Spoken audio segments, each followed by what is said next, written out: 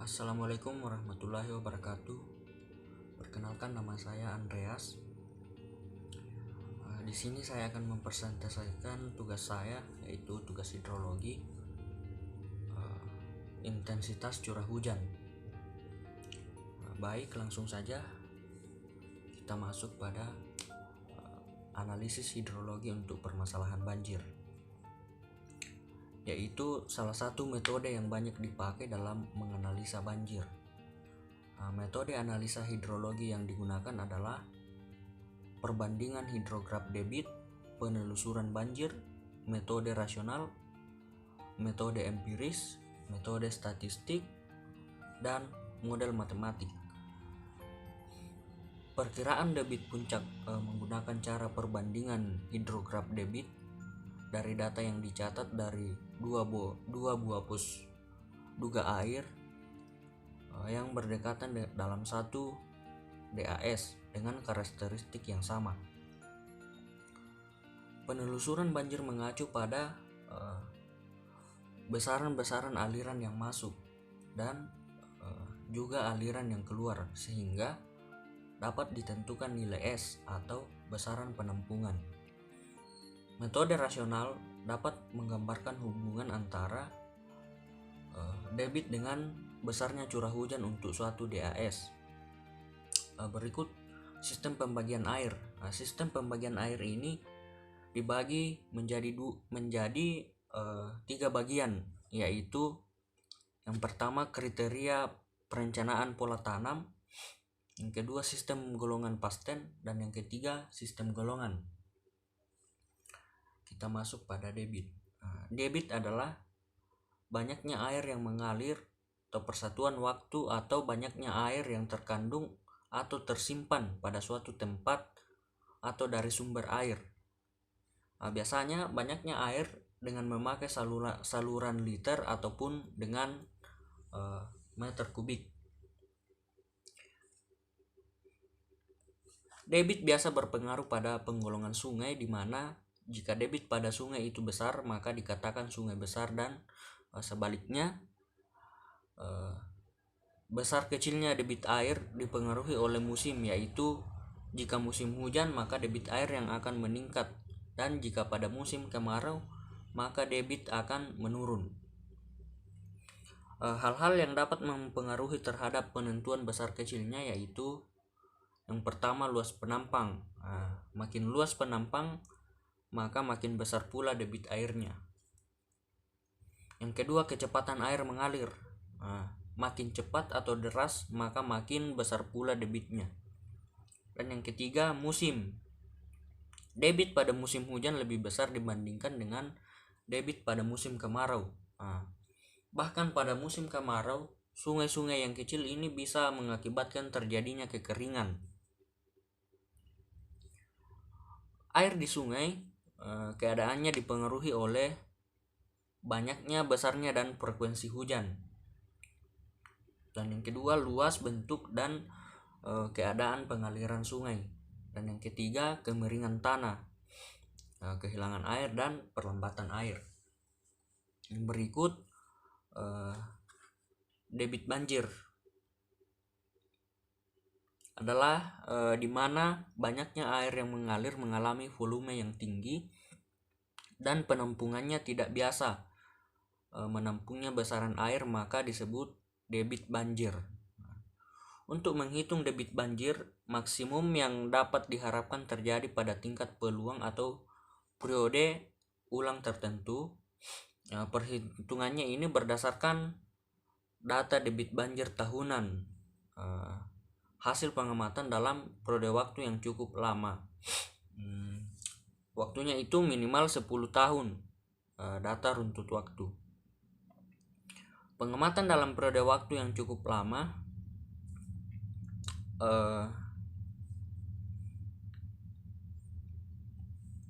adalah untuk mendapatkan debit puncak banjir pada periode ulang tertentu, maka dapat dikelompokkan menjadi dua tahap perhitungan, yaitu perhitungan debit puncak banjir tahunan rata-rata atau annual flood, atau Nah, penggunaan faktor pembesar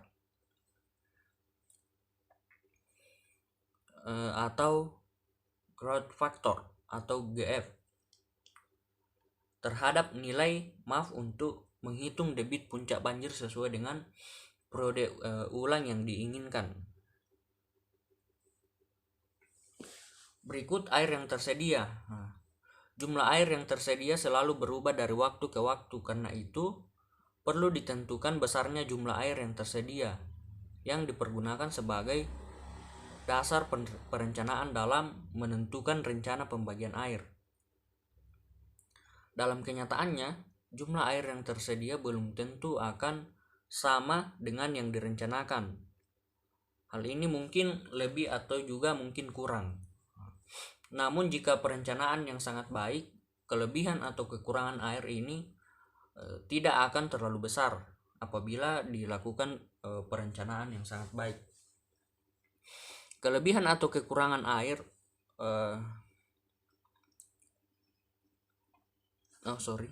sehingga kelebihan air pada tahun-tahun yang lebih basah daripada tahun yang direncanakan masih dapat dimanfaatkan untuk meningkatkan produksi.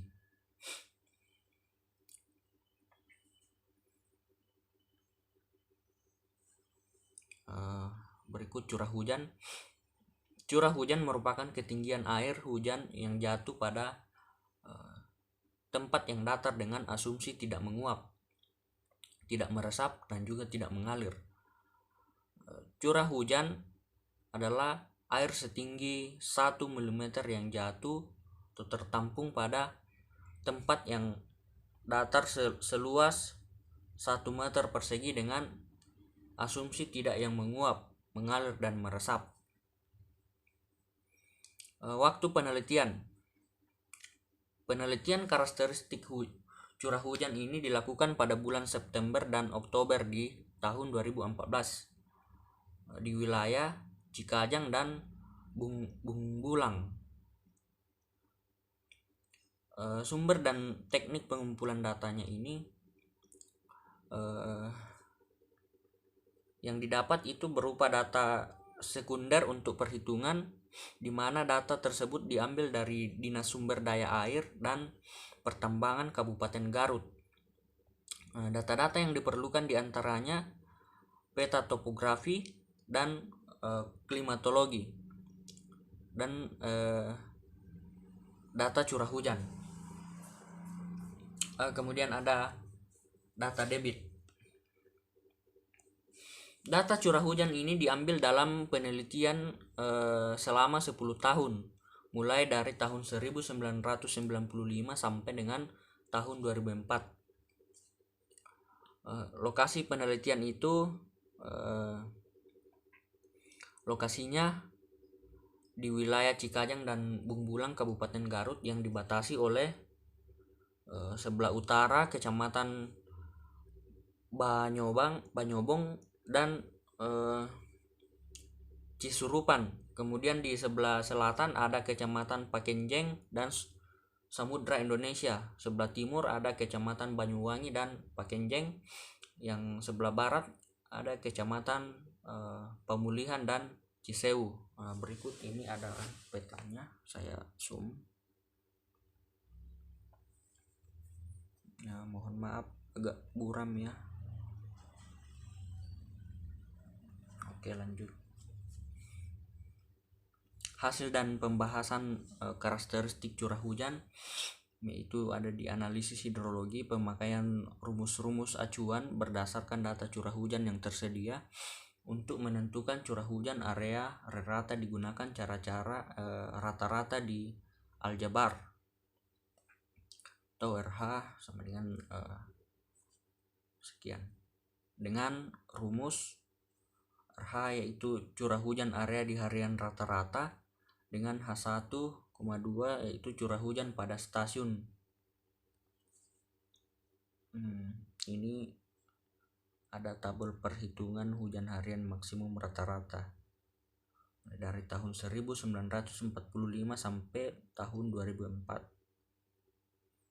Berikutnya adalah hujan harian rata-rata juga hujan maksimum harian rata-rata.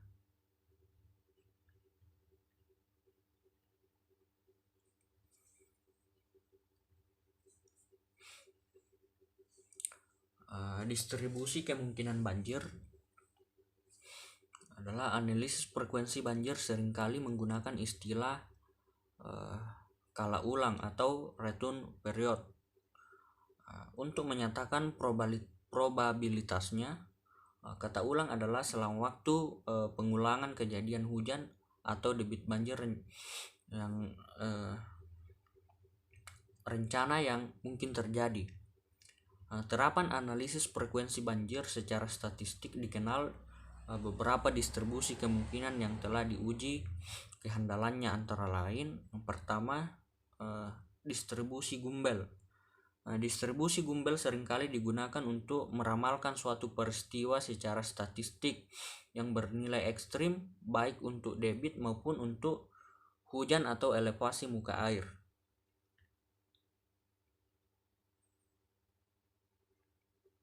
Nah, ini adalah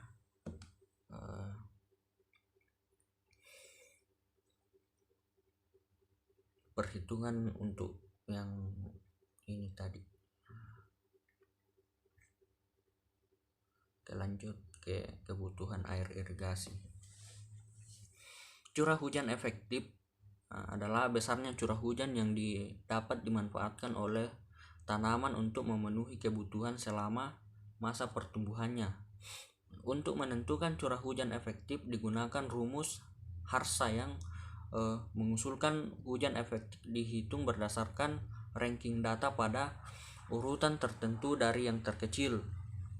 Data curah hujan diurutkan dari yang terkecil sampai yang terbesar, maka nilai curah hujan efektif ditetapkan dengan persamaan N sama dengan N per 5 ditambah 1, di mana N ini adalah nomor urut dari yang terkecil sampai terbesar, sedangkan N yang huruf kapital ini adalah jumlah data.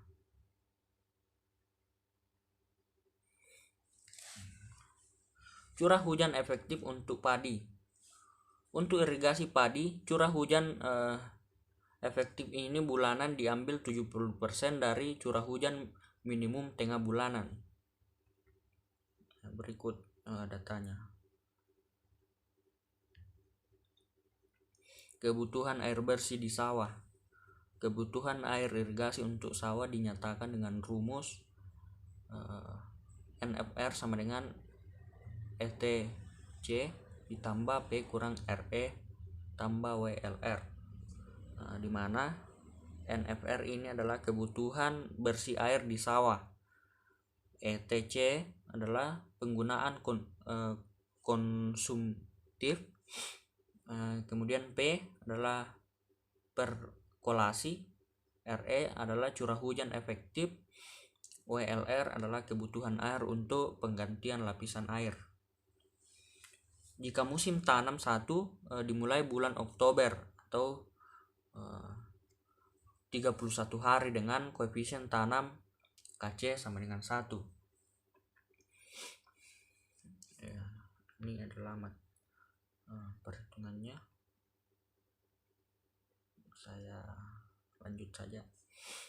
Perhitungan intensitas curah hujan. Intensitas curah hujan ditentukan berdasarkan lengkung kekerapan durasi, di mana perhitungan intensitas ini didasarkan pada curah hujan harian maksimum dengan periode pengamatan 10 tahun, sedangkan lengkung kekerapan durasi dihitung berdasarkan formula dari Mononobe, yaitu dengan menggunakan persamaan. Kesimpulannya adalah satu stasiun hujan yang diambil dalam analisis karakteristik curah hujan di wilayah Garut Selatan adalah stasiun hujan Cikajang dan Bungbulang mulai dari tahun 1995 sampai tahun 2004 selama 10 tahun.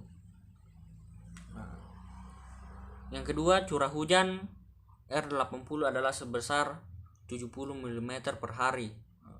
Kebutuhan bersih air di sawah pada awal masa tanam pada bulan Oktober adalah sekitar 1,9 TD atau per hari kayaknya. Nah, yang ketiga, data curah hujan yang ada adalah curah hujan harian, sehingga dalam perhitungan intensitas curah hujan yang dipakai untuk perencanaan drainase adalah dihitung dengan cara mononobe dengan berbagai kala ulang, sedangkan kala ulang yang diperhitungkan untuk perencanaan drainase ini biasanya kala ulang 5 tahunan. Baik, sekian dan terima kasih.